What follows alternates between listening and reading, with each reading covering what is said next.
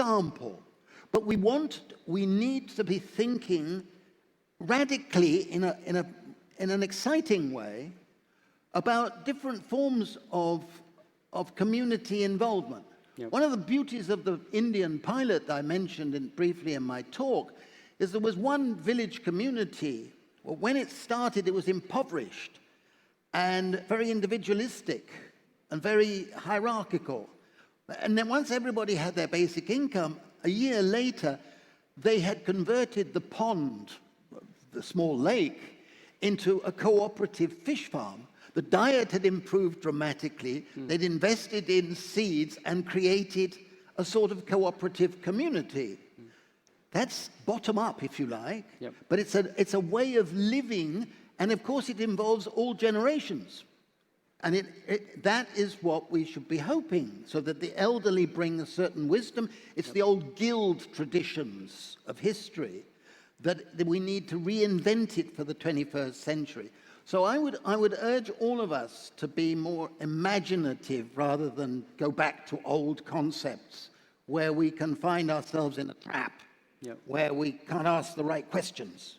It's called a paradigm shift in social science. Yeah, and I think part of the problem is that economics is taught as individual actors, individual firms, and we forget about the community, we forget about the ecosystem around which they actually have to exist, right?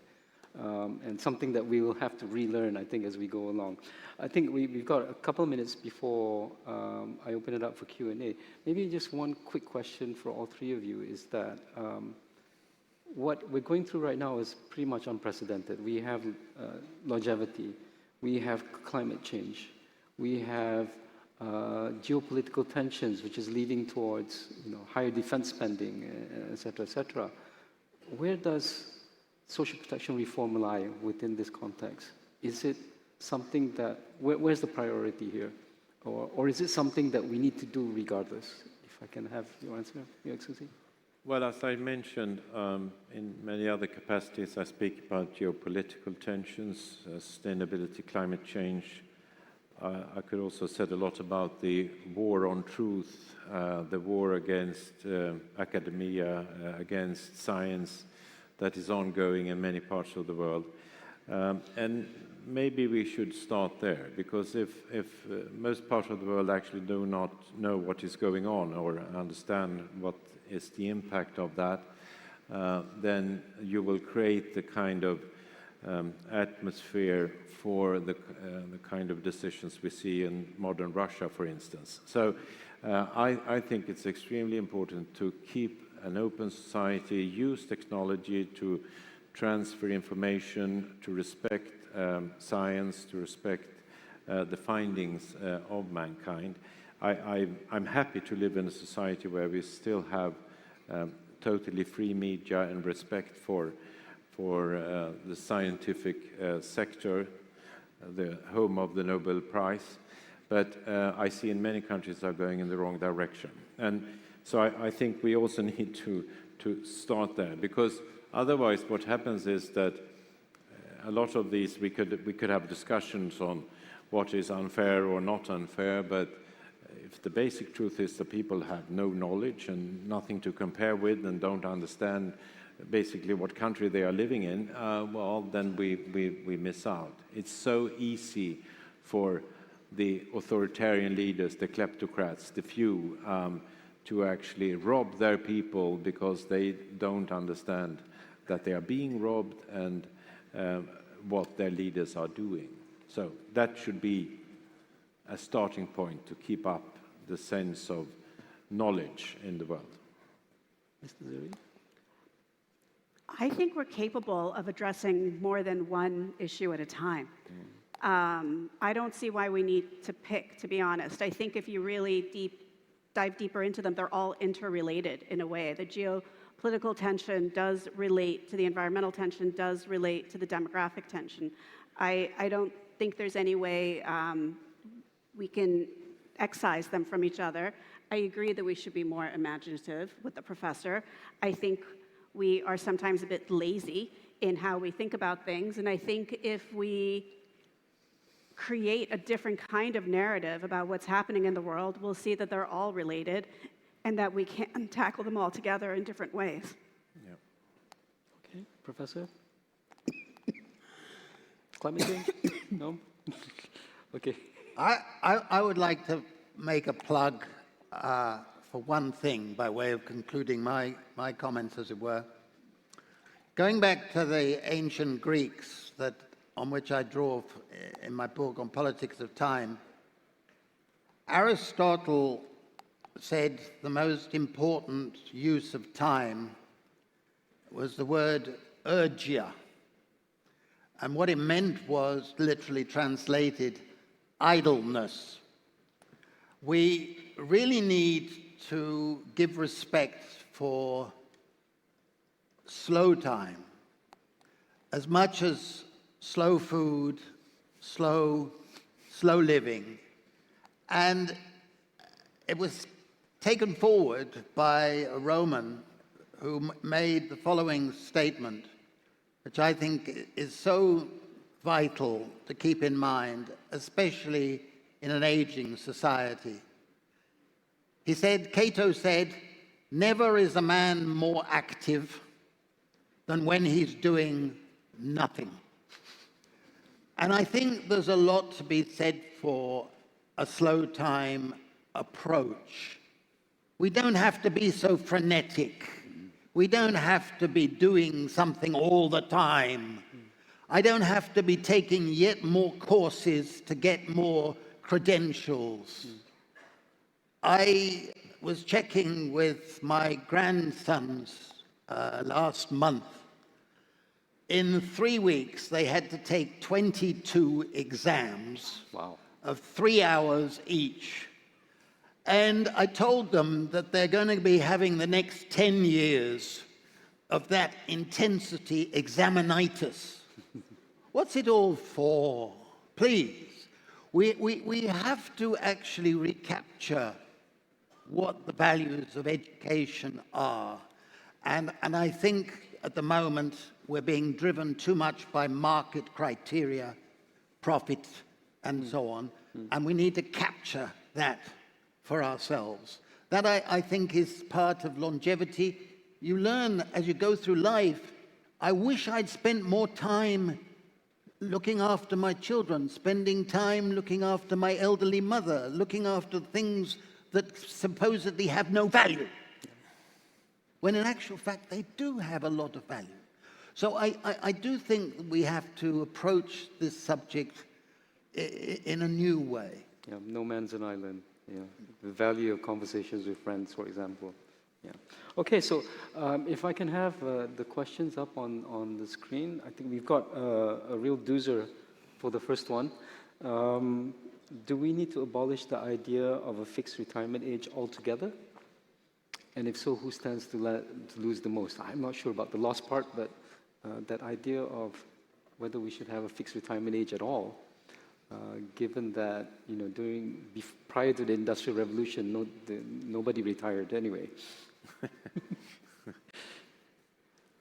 Any thoughts? It depends on how you have installed your pension system. There was a talk of basic income here. I want to relate that we have a basic payment in our state subsidized pension system given to all, so that it's not linked to how much you have actually worked. And given that, that becomes, of course, a cost. Someone has to pay for that. It's tax funded, and therefore it drives you to define a fixed retirement age. But as I gave in my intervention, I think we are moving away and concentrating less on this fixed retirement age, trying to get people to see more capacity. Where am I? How can I still be relevant? How can I be incentivized to be part of society, even in paid or unpaid work, but being active? So in that sense, it's very important to move in that direction.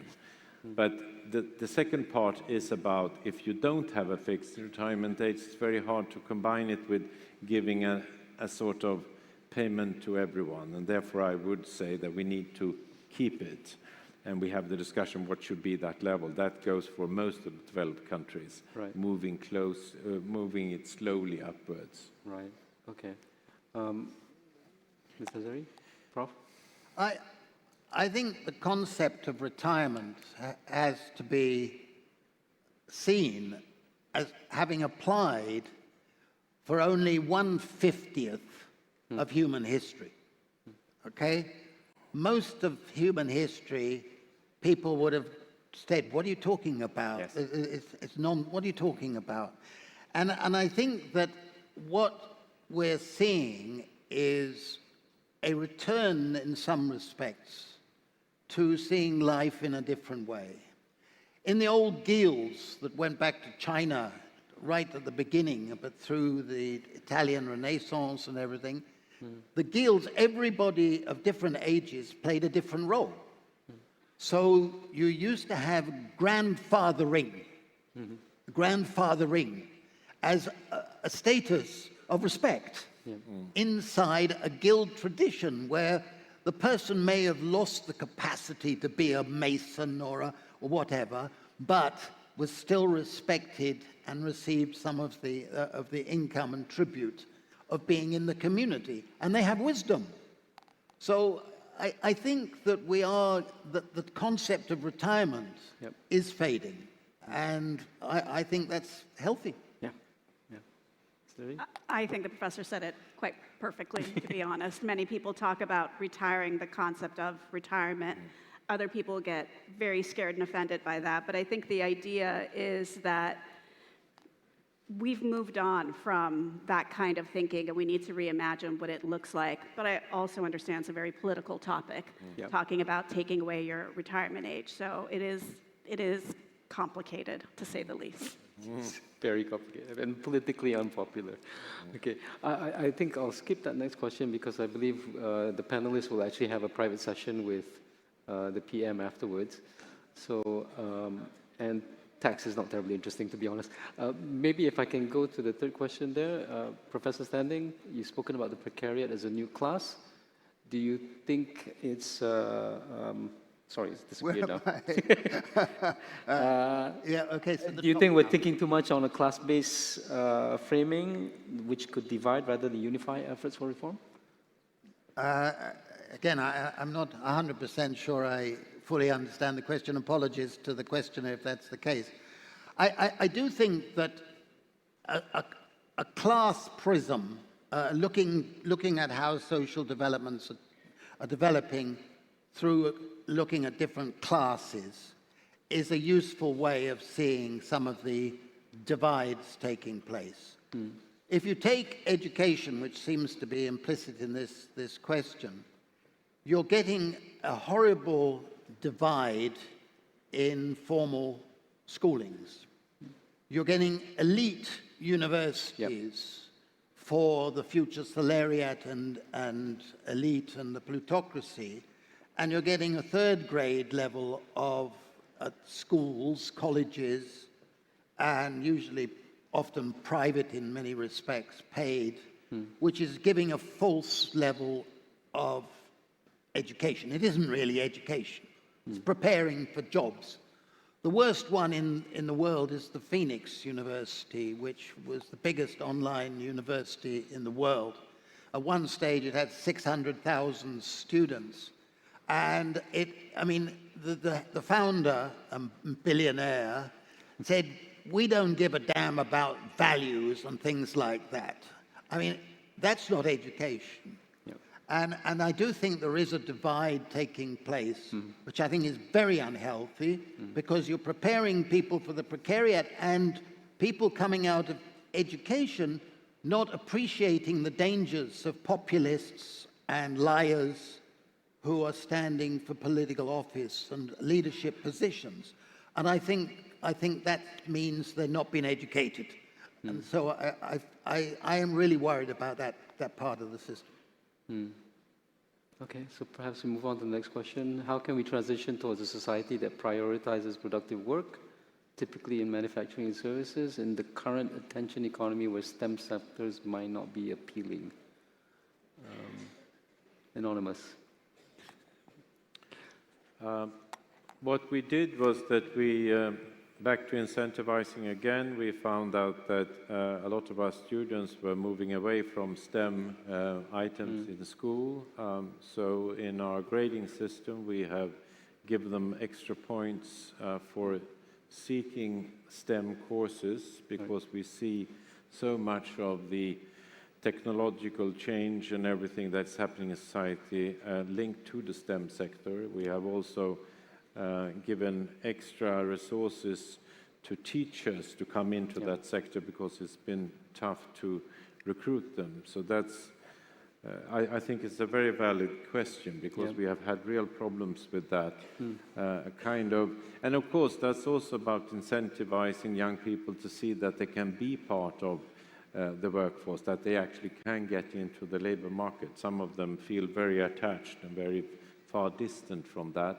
Right. That, of course, also gives programs that we have that you very early during your years in school should be practicing, seeing how work-life functions, so that you make the right decisions for yourself. Right. Perhaps. Any of the other panelists? No? Okay. Okay, that's a complicated question. Which one? Actually, I saw one just now that was quite interesting, but I think maybe the third one. How can we ensure that future-proofing strategies for an aging population actively address social justice and avoid overlooking vulnerable groups? And would you agree a system thinking approach is needed? Are you taking it? I'll take a stab, and then others can add. I think that's a great question. I think the kind of exciting thing about rethinking the way we've done things is that we can specifically address the overlooked and vulnerable populations from the first time. I think that is one of the biggest problems we have with our social security system, current pension systems, is it was very limited in how it looked at who to protect and serve. So I think we should use this time to be imaginative and absolutely include the people that were left out the first time, like caregivers, like gig workers, like informal workers. Yeah. Okay. So maybe I'll take a stab at that first one, actually. How Malaysia helps society, especially mom, to care for disabled children who had to leave the workforce. The government gives some money to help if it's registered. Basically, it's saying about gaps, I think, in terms of the social protection system, where certain groups are basically left out, and a lot of, I would say, civil support actually comes from civil society rather than the government itself.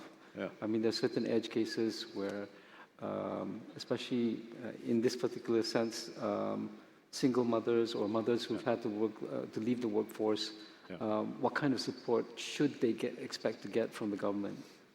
Well, this is a major question. Remember that I said you had to target 4 groups to see how you can get more working hours in society, and the most important one are women. We have a lot of reports looking into household balances, even in the Swedish society, even though we have better gender balances in many other countries. But we still find that women take a lot more responsibility for the unpaid homework than men. That relates to children, that relates to older parents, but to be very frank, that also relates to taking care of their husbands. So it's a kind of unbalancing that is still ongoing. So what can you do? Well, we have seen that if you actually professionalize the care system of elderly, of disabled, of giving also clear signals that parental leave should not be too long, and it should be shared between mothers and fathers. This is now growing in Sweden, that we also have a parental leave where fathers take a leave from their careers for a while. It should be 50-50 is the objective. We're not there yet, but still. So what you do is actually that you give professional help for all that is now taken for granted that women will move back and take care of. And why is this important? Because what I said, women are better educated than men.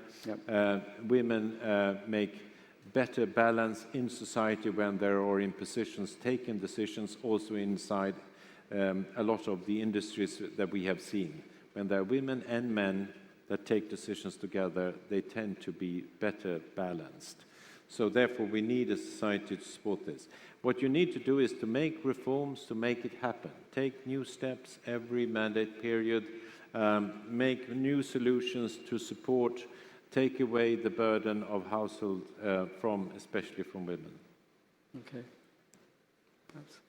Can I just add to that? I agree with what Fredrik said, but I think there is a problem that we should acknowledge, which is there is a problem for young men in particular, and it's a problem of adjusting to a certain extent. It's noticeable that the most strident supporters of these right-wing populists Young men. are disillusioned young men.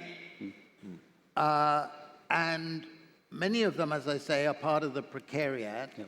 But we shouldn't dismiss them as Hillary Clinton did, as a bunch of deplorables. That's wrong. One should say, what is causing this phenomenon? Okay?